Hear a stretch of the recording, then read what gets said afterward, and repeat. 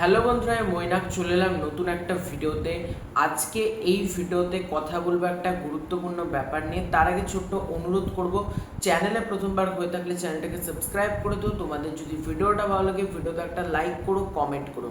দেখো, আমি একটা কথা বলেছিলাম, আস্তে আস্তে পুরো টলিউড ইন্ডাস্ট্রি সবাই লীনা গাঙ্গুলির অভদ্র, লীনা গাঙ্গুলি বলা এখন মানে ভুল হবে, অভদ্র, অমানবিক, নিকৃষ্ট লীনা গাঙ্গুলির যে হাউসটা রয়েছে ম্যাজিক মোমেন্টস, সেটা থেকে প্রত্যেকে বেরিয়ে আসবে, প্রত্যেকে এটাকে বয়কটের ডাক ডাকবে।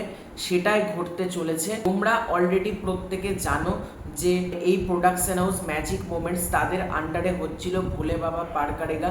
সেই সিরিয়ালটা শ্যুট চলাকালীন রাহুল অরুণোদয় বন্দ্যোপাধ্যায় তিনি তালসারিতে ডুবে তার মৃত্যু ঘটে এবং এটা নিয়ে অলরেডি কিন্তু টলিপাড়ায় বলা যেতে পারে শোরগোল যে জাস্টিস ফর রাহুল, মানে রাহুলদার কিন্তু বিচার প্রত্যেকে চায়।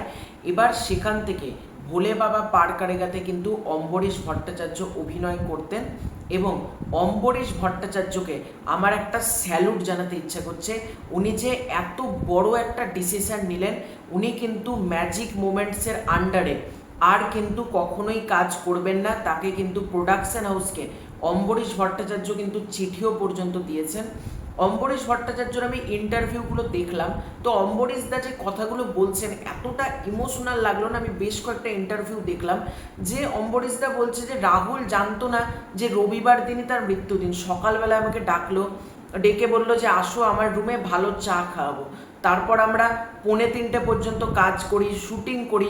তারপর 2:45-এর সময় আমরা গাড়িতে রওনা দিই যে কলকাতায় আবার দেখা হবে। কিন্তু গাড়িতেই তারপর আমরা যখন শুনি যে রাহুল আমাদের মধ্যে আর নেই, মানে অসুখ হয়েছে ঠিক আছে, তাও মানা যায়, কিন্তু এই মানুষটার পৃথিবীতে এক্সিস্টই করছে না। মানে এটা ভাবতেই আমি পারছিলাম না। মানে অনেক কদিন আমাকে বুঝতে সময় লেগেছে যে একসাথে আমরা রুম শেয়ার করেছি, একসাথে থেকেছি, একসাথে মানে মেকআপের কাজ করেছি, যাবতীয় কাজ একসাথে, খাওয়া দাওয়া করেছি, কিন্তু পরক্ষণে শুনছি মানে হঠাৎ করেই, মানে এটা কেউ ভাবতেই পারেনি, হঠাৎ করে শুনছি এই মানুষটা পৃথিবীতে নেই, এই মানুষটার এক্সিস্ট করে না। অম্বরীশ ভট্টাচার্য এটাও জানিয়েছে যে প্রোডাকশন হাউস থেকে এই যে সব দোষ রাহুলের ঘাড়ে চাপিয়ে দেওয়া হচ্ছে, প্রোডাকশন হাউস পুরোপুরি নির্দোষ, বা আজকে রাহুল দাকে নিয়ে জাস্টিসের জন্য সবাই পথে নামছে, তারা এখানে সিজন 3 সিজন 4 যাই শুরু করুক না কেন। অম্বরীশদার কথা এত ভালো হলো, সিজন 3 এর গল্প আমি জানতে চাই না, সিজন 3 কাকে নিয়ে হচ্ছে, কেন হচ্ছে, সেটাও আমি জানতে চাই না।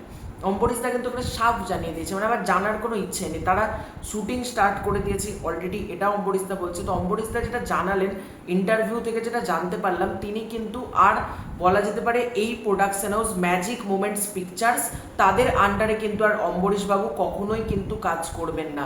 এবং এটা অম্বরীশদা একেবারে ঠিক ডিসিশন নিয়েছে। দেখো, আজকে অম্বরীশদার মতন সবাই যদি, আমি একটা ফেসবুকে অম্বরীশদাকে নিয়ে পোস্ট করেছিলাম, সবাই যদি হয় না এই ম্যাজিক মোমেন্টসকে যদি বয়কটের ডাক ডাকে না, অলরেডি প্রোডাকশন হাউস উঠে যেতে বাধ্য। ভাই, বড় বড় সিনেমা বানায় তারা উঠে যাচ্ছেন, এ কোথাকার কে? মানে ম্যাজিক মোমেন্টস কোনো বিশাল বড় প্রোডাকশন হাউস না যে তাদের উঠে যেতে 2 মিনিটও লাগবে না। সবাই মিলে যদি ম্যাজিক মোমেন্টসের বিরোধিতা করে না, 2 দিন, মানে সির্ফ 2 দিন আমি তোমাদেরকে বলছি ম্যাজিক মোমেন্টস উঠে চলে যাবে। কিন্তু এখনো কিছু মানে পাবলিক আছে যারা ম্যাজিক মোমেন্টসের মানে গুণগান গাইতে আসছে, তাদেরকে আর কিছু বলার নেই। মানে তাদের সাথে হলে তাদের গুণগান, মানে আর কিছু বললাম না আমি। মানে অলরেডি আমার চ্যানেলের পক্ষ থেকে তো আমি জানিয়ে দিয়েছি ম্যাজিক মোমেন্টস বয়কট, এবং ভোলে বাবা পার করেগা যেটা সিজন 3 আসছে অলরেডি আমি বয়কট করে দিয়েছি। এবং আমার যারা কলিগস রয়েছে, মানে আমার, তারা প্রত্যেকে জানিয়ে দিয়েছে তারা কেউ দেখবে না, ব্যাস।